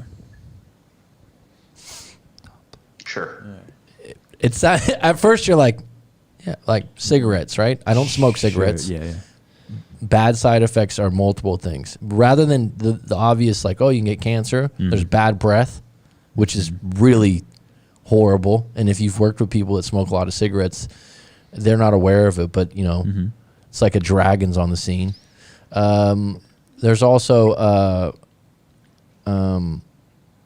what is, I would say, alcohol being a pleasure, right? Side effects, you're looking at the things that you get pleasure from. What are the side effects from them? Right? Sure. Drinking Coca-Cola every day, Clutch. Could be watching Yes. Netflix. Well, you're describing cognitive dissonance is what you're doing. Yeah. So, yeah, it's definitely something that most people struggle with. We all have our internal battles. Like, Yep. I've dealt with sex addicts. I've struggled with my addiction with pop. I've told you about. But then there's like other elements such as the people we date, the people we surround ourselves with. Like you and I have had this talk. Usually, the best people in sex are the most emotionally unstable. So you have to find that balance, right? Like I can't have like hot, heavy sex every day if it means I'm dealing with 3 hours of argument a day. It's right. unstable. Oh, yeah. So because a lot of times someone will make a lot of sacrifices for a good pleasure, but then they don't realize later on, like, why am I getting these results? It's like, it's the same David Hawkins in the book Letting Go. He's like, if you can't figure out why you're not letting go of something that's hurting you or upsetting you, such as a toxic relationship or something like that, or a job you really don't like the boss and you can't quit, he's like, ask yourself what you're getting from it. That's actually and when you do that, and I do that all the time and I suggest it to people, you'll find an answer. And it might surprise you. It might. Sorry, go ahead. I'm just saying, when you reframe it that way, rather than, oh, I hate my boss, I can't stand working there, and someone goes, well, why don't you find a new job? That's an easy one to answer, because a lot of people would say, well, I need my money to pay my rent. So that's easy. But sometimes some of the things you can't let go of, you actually don't really know why you're holding on to it. And a lot of times, like I said, let's say the girlfriend's psycho nutcase, right? And like, why can't you just break Yeah, up? Or a lot whatever? of times it's intimacy. Someone will tell me that too. I'm highly attracted to her in the intimacy. Well, that's what you can't let go of. They're afraid to lose that. Yeah, they're afraid to. Oh, I'll never find that again. Well, I mean, it's possible, but I mean, what do you want to put up with to get to get the treat at the end of the day? Right. It's important to understand that no matter what situation you find yourself in. And it's a nice little list. The element is, look, when you're analyzing your life and you're asking the what ifs, make sure that whatever reasons you do give at the end of the day, that it's not being used to justify a certain belief structure you have. Instead, it has to be about what's best for you. And what's best for you might not necessarily be clear. Like we talked about this very early on. A person might not necessarily know what it is they want. They're still progressing through life and getting a better understanding of what their wants and needs are, having that balance of, sexual desire versus mental stability. But there's also aspects of your job. Are you willing to work a job that you absolutely hate for a decent paycheck? Or is it a case where you're just justifying your reality and saying, well, there's nothing I can do about it? Like, this is the argument that you and I have on karma, where you say, no, there's a potential of moving on. Well, there is, but somewhere in the middle falls that truth. And that truth is there are certain elements in our life where no matter what, these 21 steps or not, you can't change it, you can't control it. But there are other aspects that you can control, such as the way that you carry your life, the way that you think, but you can't control someone else. You can't deal with their trauma. And if they don't want to address that trauma, you can't help them fix it. A person has to want to get better. This is the tragedy of people like us dealing with breakups, because we hear these stories all the time of this person who's imperfect. And, if they just change this one thing about themselves, they'd be the perfect girlfriend / boyfriend. Well, that could potentially be true. But what does that have to do with you and this journey that you call life? Why do you want to sell yourself short for someone that is unwilling or incapable of admitting a flaw? Mm-hmm. The short answer for a lot of people would be like, well, I don't want to waste, then I wasted all that time with them. You had to waste more time. Yeah. No, that's an answer you get a lot. Like, I don't want to just throw this away. Mm-hmm. Like, then I just wasted 5 or 6 years. That's a common one. I have time invested. Right. Yeah, in politics, we call it the sunk cost fallacy. Yeah. It's just basically stating I've invested so much time and energy in this that walking away from it basically means all that was a waste. And it's a fallacy. It's a question of, look, what is your opportunity cost? If you've been dealing with an abusive son of a bitch who manipulates you and uses sex as a tool of that manipulation, yeah, you have decent sex every night. But if you're not happy throughout the day and you're curious whether this fight is going to result in this person leaving the home and not coming back for a few weeks and you being riddled with anxiety, is this the life that you want? Mm-hmm. Mm-hmm. I agree. All right. Well, Clutch is going to be on Tuesday night, and that would be 9 p.m. Pacific time. We're going to do karma, luck, and free will, and we're going to do a deep dive on that, and I'll have some notes on it, and Clutch will probably have some notes, and we disagree on karma a little bit, I think, but that's okay. I don't mind a disagreement. It's okay. No, it's okay to have an opinion, guys. It is. It definitely is. It's fine. Yeah, right. And it's going to be fun. So thanks for coming on and sharing your insight, Clutch. If you want to check out the Truth of Love channel, go ahead. He's got loads of videos on there, and I look forward to talking to you again, bud, in the next couple of days.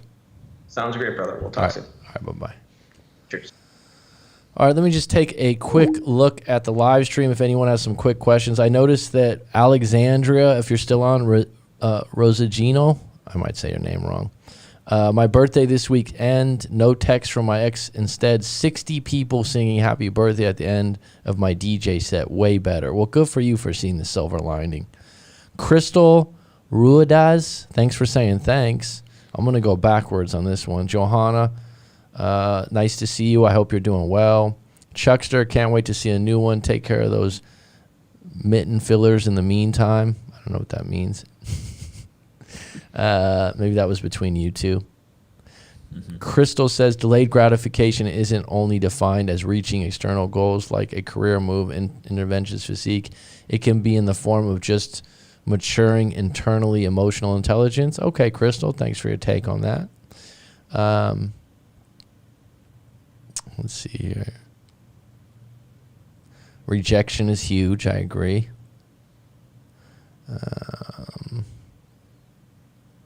Yeah, we need to get over the fact that we are owed something. We work for what we want.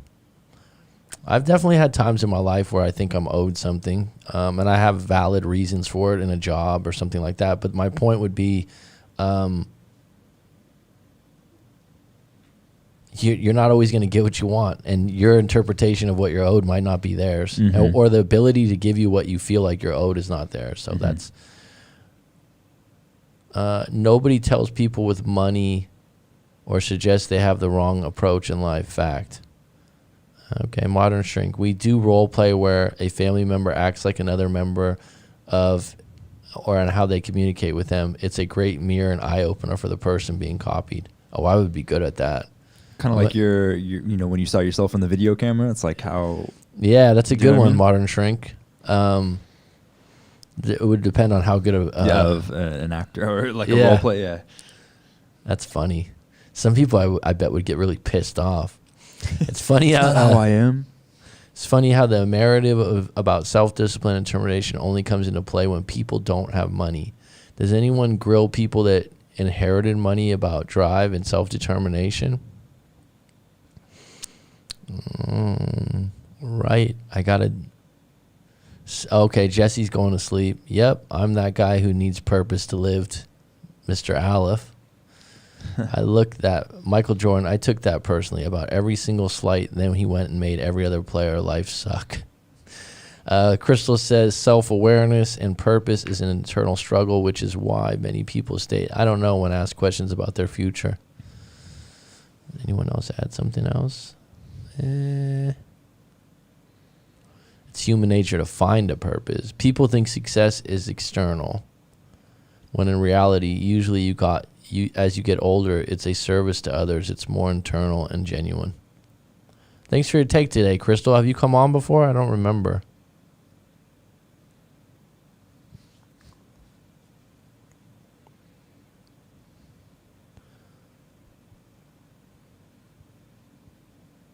Minds are malleable. That's true.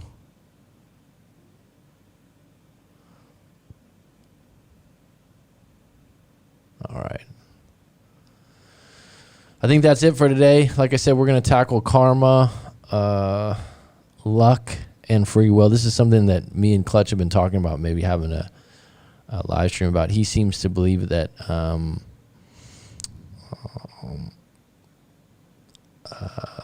that you, and I don't want to speak for him. I don't want to ruin it because he's going to be able to speak for himself. Briefly. Yeah. I'm like, briefly. He believes that luck's a big portion of how people get rich, and I'll let him unpack that because that's a statement I've heard him say. He doesn't believe in karma. Okay. So those are two things, and free will I think associates with luck and karma, right? So we'll get into that on Tuesday. What about you? Do you believe in karma, B? Yeah, I mean, yes and no. I guess we can talk about it more. You can't be yes or no. It kind of is up you in can't there be with me. 50-50 on karma. Do you believe in luck? Do you think luck? Absolutely. Do you believe luck plays a large role in getting rich? I don't know if I've really. I mean, probably. I'd have to really think about it, but I mean, I think there's definitely some luck into getting rich for sure. Okay. Okay. But karma, I've thought about a bit more, and I guess we can talk about that on Tuesday. Yeah. We go really into it, but yeah. Karma to me, Windy Dawn, thank you for always coming in at the end. Thanks, I really appreciate you, hon. You've always been a rider on the live streams. Email me anytime, Windy Dawn. I think you paid for a coaching session or a talk, and you never used it. But yeah, today was really good. To me, I think what gets lost in karma, somehow people like to, it's not my job to say, you're going to suffer from bad karma. I think karma comes from within. Yeah. It's guilt-ridden. That's the real one. You can have good and bad karma, right? Like goes both ways, right? But if you're doing something with the luck of getting that. Oh, you mean like I'm going to do this I think you're thing creating to the get good karma from within. It's not like there's someone judging you outside of you creating your karma. Right, like there's no mystical force There's no you. person going, hey, that wasn't right a good deed. So So you're gonna get pay for it. I Right. think you pay for it internally. Well, yeah, I think the more like good or bad things that you put into the world, you know, you have a better chance of, like, if you're putting positivity out into the world more often, you have a better likelihood of getting more positive things back to you. So I think that's just like feeding into karma. Yeah, that's my view on that. All right, we'll get into it in a couple days. Otherwise, take it easy, folks. Later.